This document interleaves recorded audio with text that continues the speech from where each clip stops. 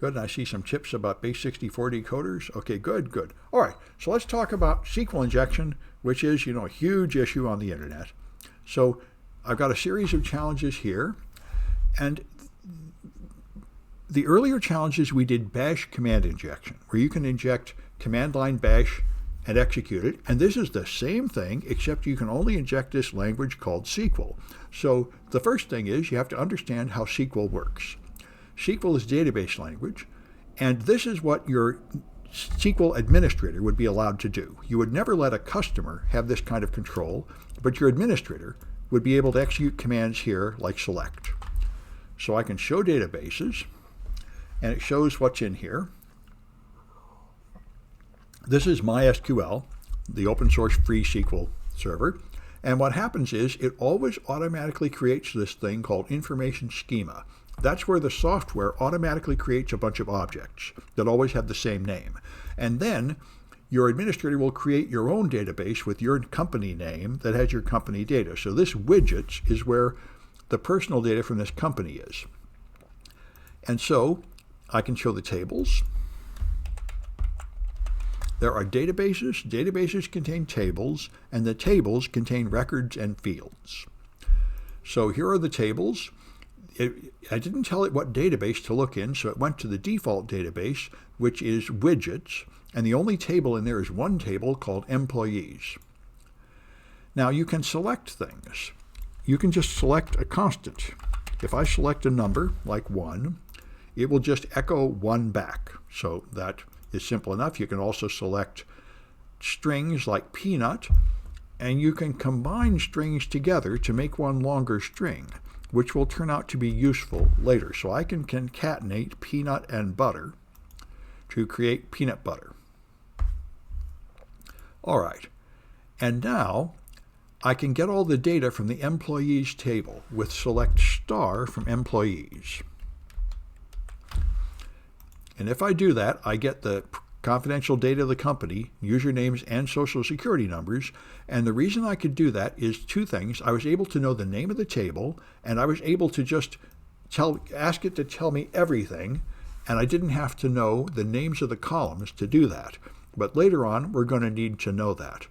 So here, I can select just the ID from employees. That's the first number. And so if I do that, I get just the IDs.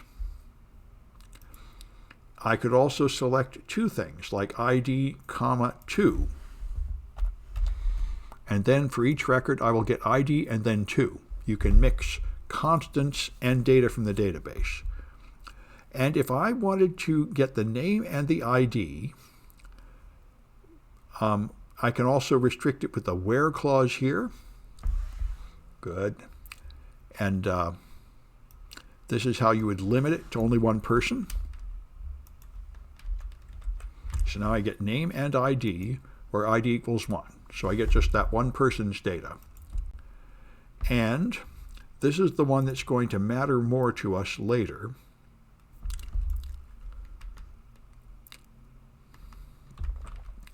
So here I'm going to have a combine. I'm going to concatenate two fields into one.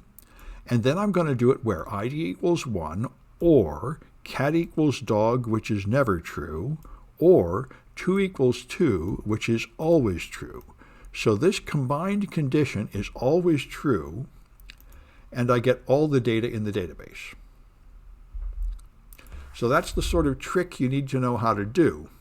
You could also insert data and so on, and you can get all the table names in the entire database by going right to the information schema tables. And then you get a long, long list of tables. All these capital letter tables are automatically generated by the system. And way down at the bottom is the lowercase one, which is custom for this company. And here you get all the columns in all the databases, in all the tables. And that's an even longer list of all these automatically generated columns.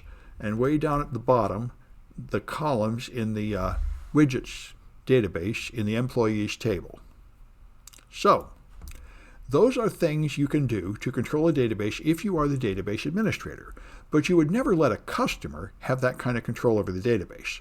And there's a couple of flags you can find in that field here.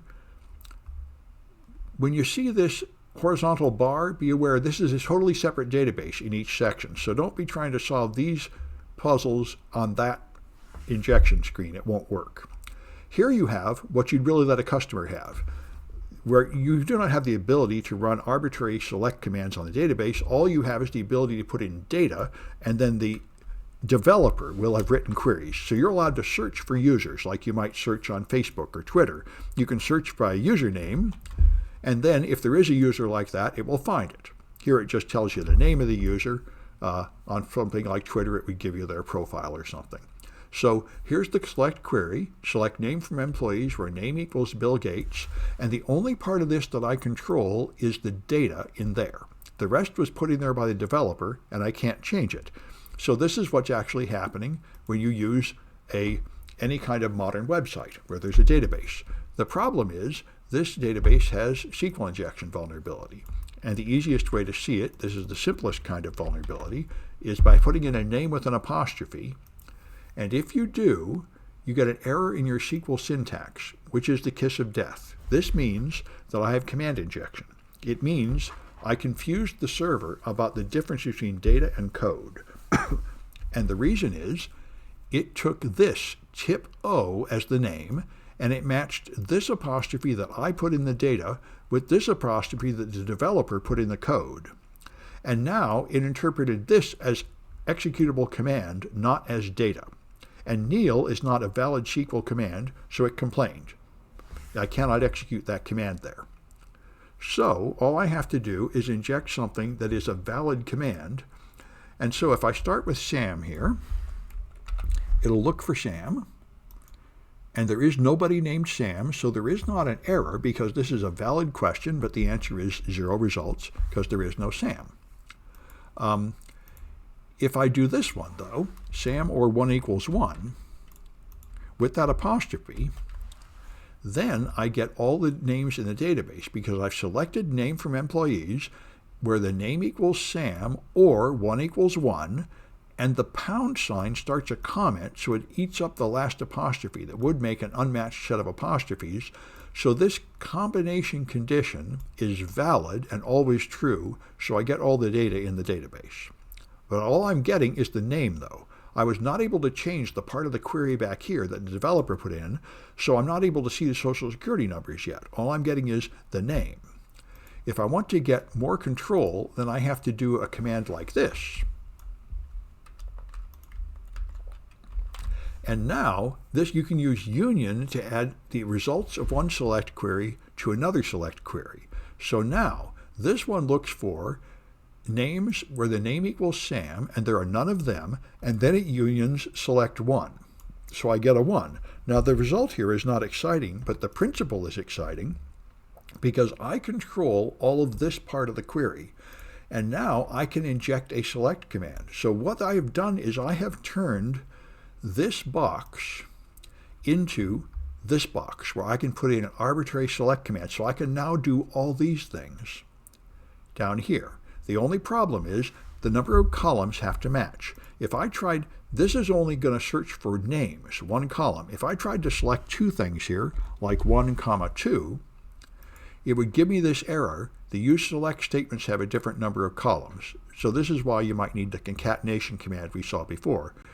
If your original query written by the developer only asks for 1 column, then when you add more data to that column, it must be only 1 more column of data. So you cannot select 2 things. So if you want name and social security number, you're going to have to combine them into 1 column.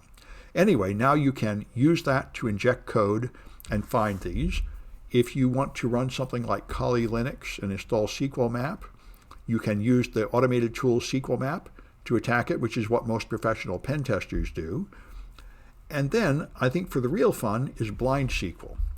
So here, I'm going to reset my server here to try to undo all the hacking people have done of it. Here's another database with the same kind of data in it. So if I search for Bill Gates, it finds Bill Gates. So this looks the same as the other, but it's not, because if I search for X, there's no user named X, so I get no answer, so that's fine. But if I use the usual SQL injection, like this one, to create a condition that is always true and dump out all the data, then I get this result. This is a SQL injection, name equals X or A equals A, and by injecting this pattern at the end, missing an apostrophe, I used up the extra apostrophe without needing a comment character, which is another useful technique. So this is a valid condition that is always true, and yet instead of dumping out data, it just repeated my condition. So what's going on here is this page does not show you any data from the database. All it does is if the query succeeds, it repeats your question. And if the query fails, you get no answer. So you only get one bit of data. You get a yes or no answer here. So you can still learn what's in the database, but you cannot dump any of the data directly. This is called blind SQL injection. So if you want to find the length of the database name, you can find it with yes or no questions like this. This is condition X, which is always going to be false, or length of database equals 1. So if I submit that, I get no answer, which means this condition is false. The first part is always false, so I've now discovered that this is false. The length of the database does not equal 1. All right, so that means I would think it has to be greater than 1. So I can try a greater than sign there, and that is true. So it's greater than 1. Now I can try greater than 2, less than 10, or whatever, and I can narrow it down. So this is that's blind SQL injection, and you can even trace out letters. So if I try this one down here to get a social security number,